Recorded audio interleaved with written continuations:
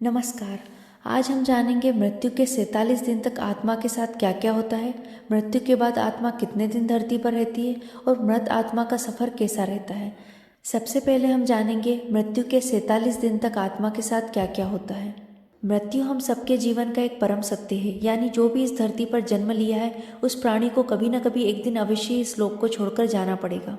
श्री कृष्ण ने भागवत गीता में कहा है कि आत्मा एक निश्चित अवधि पूर्ण होने के बाद एक शरीर को त्याग कर दूसरे शरीर धारण करने वाली होती है।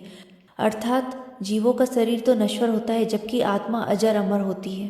अब आप ये सोच रहे होंगे, अगर आत्मा अजर अमर है तो किसी की मौत या फिर शरीर के नष्ट हो जाने के बाद आत्मा का क्या होता है।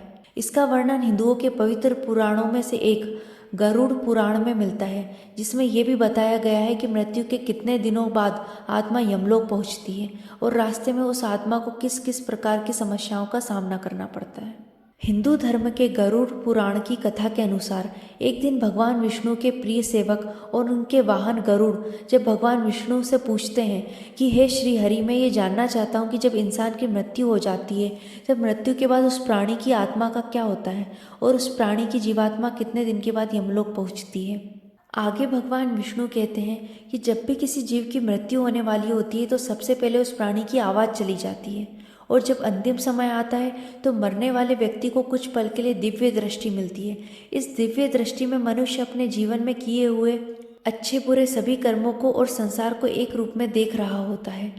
उस जीव की संपूर्ण इंद्रियां शिथिल हो जाती है। उसके बाद मृत्यु के समय यमलोक से 2 यमदूत उसे लेने आते हैं। यमदूतों को देखते ही आत्मा डर जाती है और शरीर से बाहर निकलने जाती है।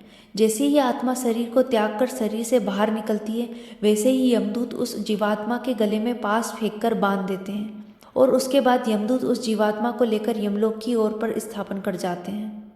अब हम जानेंगे मृत आत्मा का सफ़र कैसा रहता है। गरुड़ पुराण के अनुसार यदि मरने वाली जीव पुण्य आत्मा हो तो उस जीवात्मा को वाहन से लाने के लिए भेजते हैं, लेकिन अगर वह जीवात्मा अधर्मी, पापी और नीच है तो उसको यमलोक के रास्ते में आने वाले गर्म वातावरण, अंधेरे और आग के रास्ते और वैतरणी नदी से होकर गुजरना पड़ता है। उस पापी आत्मा को यमलोक पहुंचने पर कई प्रकार की यातनाएं उसे दी जाती है। फिर उसी दिन उस आत्मा को आकाश मार्ग से वापस उसी के घर में छोड़ दिया जाता है जिस घर में उसने अपना शरीर त्याग दिया था, ताकि उसके परिवार वाले रसोई में कर्म कर सकें। यानी 12 दिनों तक आत्मा अपने परिजनों के बीच रहती है और जब 13वें दिन उस आत्मा का पिंडदान किया जाता है तब उस आत्मा को यमदूत एक बार फिर से लेने आ जाते हैं। इसलिए दोस्तों, हिंदू धर्म में ऐसा माना जाता है कि मनुष्य की मृत्यु के 10 दिन तक पिंडदान जरूर करना चाहिए। पिंडदान से सूक्ष्म शरीर को चलने की शक्ति मिलती है, लेकिन इसके बाद भी आत्मा का यमलोक तक का सफ़र काफ़ी कठिन होता है। उसके बाद शुरू होती है वैतरणी नदी को पार करने की यात्रा। अगर मनुष्य जीते जी गोदान करता है तो उसी गाय की पूंछ पकड़कर वह वैतरणी नदी को पार करता है, अन्यथा इस नदी को पार करते समय भी पापी जीवात्मा को कई यातनाओं से होकर गुजरना पड़ता है। गरुड़ पुराण में वैतरणी नदी को गंगा नदी का रौद्र रूप कहा गया है। इस नदी से हमेशा आग की लपटें निकलती रहती हैं, जिसके कारणवश ये देखने में लाल दिखती है। इस नदी से गुजरते समय जीवात्मा को कई खतरनाक जीवों का दंश पड़ जाता है। इस नदी से गुजरते समय आत्मा को ऐसा महसूस होता है जैसे कि कोई उसे इसमें डुबोना चाह रहा हो। इस तरह पापी जीवात्मा को इस नदी को पार करने में 47 दिन का समय लगता है। उसके बाद जीवात्मा यमदूतों के साथ यमलोक पहुंच जाती है, जहां उसे उसके कर्मों के अनुसार सजा भुगतने के लिए नरक में भेज दिया जाता है।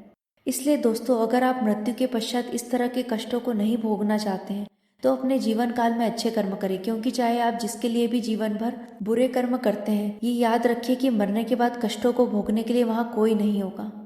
अगर आपको ये जानकारी अच्छी लगी हो तो वीडियो को लाइक करें, चैनल को सब्सक्राइब करें और ऐसी अनेक जानकारी के लिए हमसे जुड़े रहिए। धन्यवाद।